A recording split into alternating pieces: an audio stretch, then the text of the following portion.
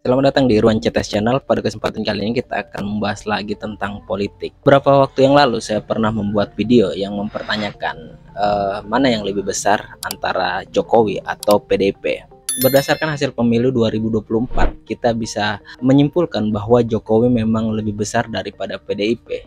Dan menurut saya, Jokowi itu jauh lebih besar daripada apa yang kita lihat saat ini. Dengan kekuatan Jokowi yang begitu besar ini, tentu saja dia mempunyai potensi bisa menggerakkan Indonesia ke arah manapun yang dia inginkan.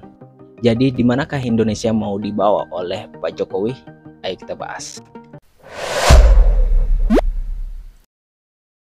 Kita flashback sedikit bagaimana seorang Jokowi bisa menjadi sebuah fenomena di dunia politik. Dari seorang pengusaha mebel yang biasa dan juga sekaligus sebagai ketua dari Asosiasi Perkumpulan Mebel di Kota Solo, Jokowi didorong oleh teman-temannya untuk memajukan dirinya mengikuti Pilkada Solo. Dan singkat cerita, akhirnya Jokowi bertemu dengan partai PDIP, di mana partai PDIP adalah partai mayoritas di Kota Solo.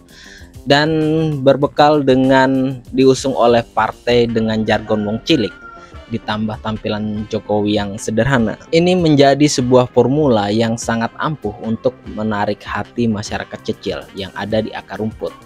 Dan benar saja, akhirnya Jokowi bisa memenangkan Pilkada Solo dengan mudah.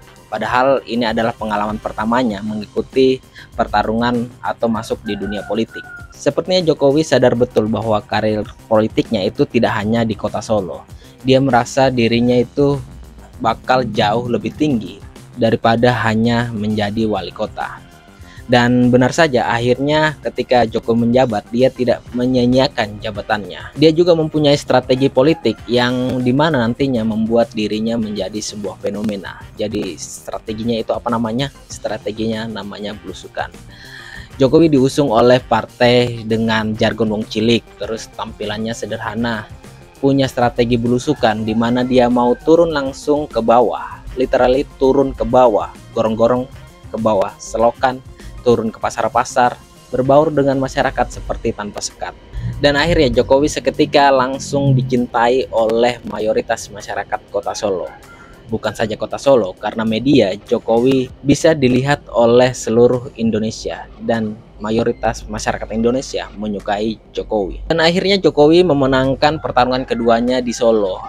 Singkat cerita, hanya berselang 2 tahun memimpin di periode keduanya. Seperti seakan tidak ingin menyanyiakan fenomena Jokowi, PDIP langsung memajukan Jokowi untuk bertarung di Pilkada Jakarta. Bermodalkan dengan branding diri pemimpin yang merakyat, Jokowi menang mudah juga di Jakarta. Dari sini saya sadar sebenarnya Jokowi menang di Jakarta itu bukan karena diusung oleh PDIP, tapi karena Jokowi sudah menjadi kekuatan yang bisa berdiri sendiri. Kekuatan Jokowi juga sangat terlihat jelas ketika anaknya Gibran mencalonkan diri di Pilkada Solo. Pada waktu itu Gibran menang telak, bahkan menurut saya ini adalah kemenangan yang paling besar sepanjang sejarah. 86% dia memenangkan suara di Pilkada Solo. Ya, walaupun memang Gibran diusung oleh PDIP, tapi tentu saja kemenangan ini bukan karena PDIP, karena efek dari Jokowi, yang dimana Jokowi adalah bapaknya Gibran. Nah, ketika Jokowi sudah memenangkan mayoritas hati masyarakat kecil, terus Jokowi tinggal memenangkan hati elit-elit politik. Dan pola ini akhirnya terlihat ketika Jokowi mengikuti Pilpres 2014, di mana Jokowi waktu itu hanya diusung oleh 4 partai, sementara lawannya Prabowo diusung oleh 7 partai. Walaupun diusung hanya 4 partai, Jokowi bisa mengalahkan dengan telak Prabowo di Pilpres 2014. Akhirnya di Pilpres 2019, elit-elit politik atau partai-partai politik ini sadar betul jika mencoba melawan Jokowi, hasilnya hanyalah sebuah kekalahan. Akhirnya mereka berbalik membelot mendukung Jokowi. Pada Pilpres 2019, Jokowi diusung 7 partai, sementara Prabowo akhirnya hanya diusung 4 partai. Dan hasilnya apa? Ya sudah jelas, Jokowi memenangkan pertarungan keduanya. Nah, di Pilpres 2024 terlihat jelas ketika partai-partai politik ini masih bingung kemana dukungan mereka arahkan. Seperti mereka menunggu kemana arah dukungan Jokowi. Dan benar saja ketika Gibran akhirnya dicalonkan menjadi cawapres atau pendamping Prabowo, manuver-manuver partai-partai politik ini sangat jelas kentara di depan umum. Mereka mengikuti kemana arah dukungan Jokowi. Nah, akhirnya Prabowo Gibran diusung bukan hanya 7 partai, tapi 9 partai. Sangat jauh berbeda dengan Ganjar yang hanya 4 partai dan Anies yang hanya 3 partai. Apakah ini efek Prabowo Gibran? Ya tentu saja bukan, ini adalah efek dari Jokowi. Dan akhirnya Prabowo Gibran memenangkan pemilu di tahun ini. Ditambah lagi 4 partai pengusung Prabowo Gibran itu memenangkan 40% lebih kursi di parlemen. Dengan modal ini, eksekutif dalam hal ini adalah presiden dan juga mayoritas kursi di DPR, Jokowi mempunyai kekuatan yang sangat-sangat mengerikan dan bisa saja berpotensi menjadi otoriter. Ya tapi kan Indonesia mengusung konsep demokrasi, tidak mungkin dong otoriter. Begini, demokrasi itu sistem politik yang bukan mengambil keputusan yang terbaik, tapi mengambil keputusan yang paling banyak dapat suara. Jadi demokrasi hanyalah masalah banyak-banyakan suara.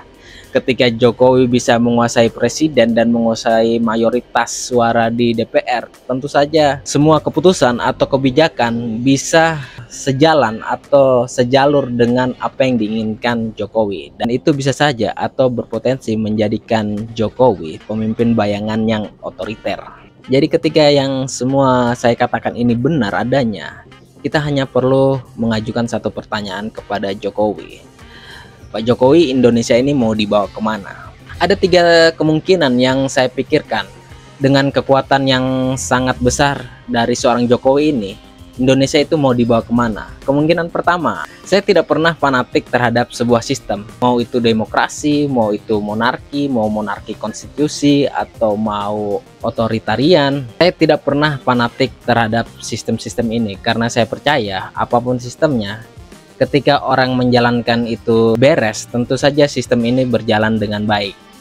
Begitu pula sebaliknya, ketika yang menjalankan ini busuk, tentu saja sistemnya akan ikut busuk. Dan menurut saya, untuk mencapai Indonesia emas di 2045, saya percaya jika memang Indonesia ingin maju, sistem otoriter itu sistem yang paling memungkinkan itu tercapai. Syaratnya dengan kekuatan absolut yang menjadi otoriter ini dipergunakan untuk murni hanya untuk memajukan Indonesia. Jadi orang-orang yang menentang kemajuan atau menentang inovasi itu bisa dibabat habis oleh sistem otoriter. Bisa menjadi sistem yang atau kekuatan yang absolut untuk memajukan Indonesia. Ya tentu saja ada konsekuensinya.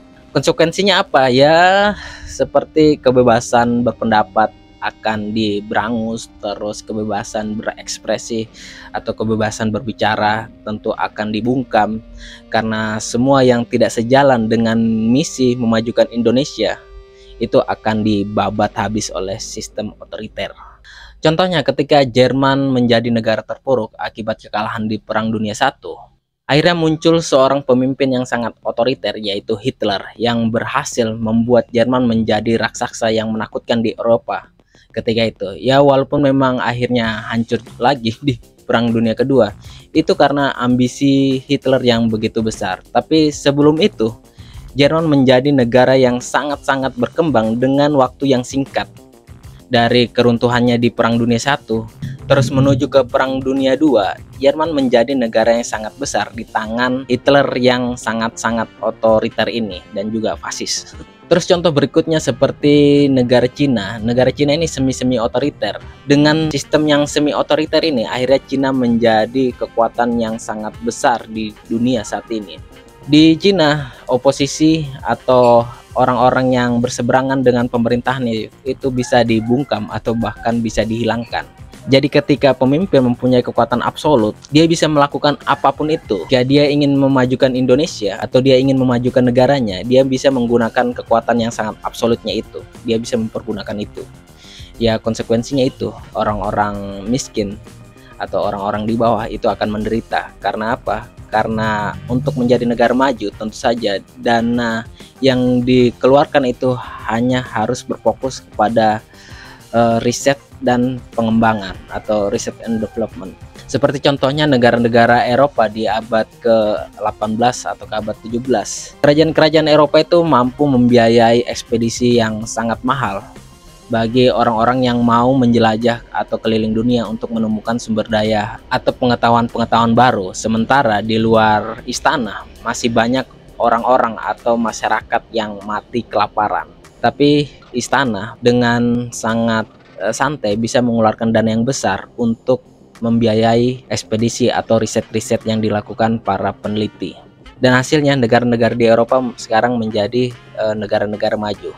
Ada harga yang harus dibayar untuk menjadi negara maju. Salah satunya dengan mengabaikan orang-orang miskin. Terus kemungkinan yang kedua, ya dengan memegang mayoritas kekuatan di Indonesia, tentu saja dia bisa memperkaya dirinya sendiri dengan sangat mudah. Seperti yang kita ketahui di zaman Orde Baru, pemerintahan waktu itu sangat-sangat otoriter. Bahkan para oposisi itu bisa dibungkam dan diberangus hanya untuk memenuhi atau untuk memperkaya diri sendiri. Jadi kekuatan yang besar, yang otoriter itu dipergunakan untuk memperkaya dirinya sendiri atau golongannya. Itu bisa jadi, dan itu menjadi kemungkinan yang kedua.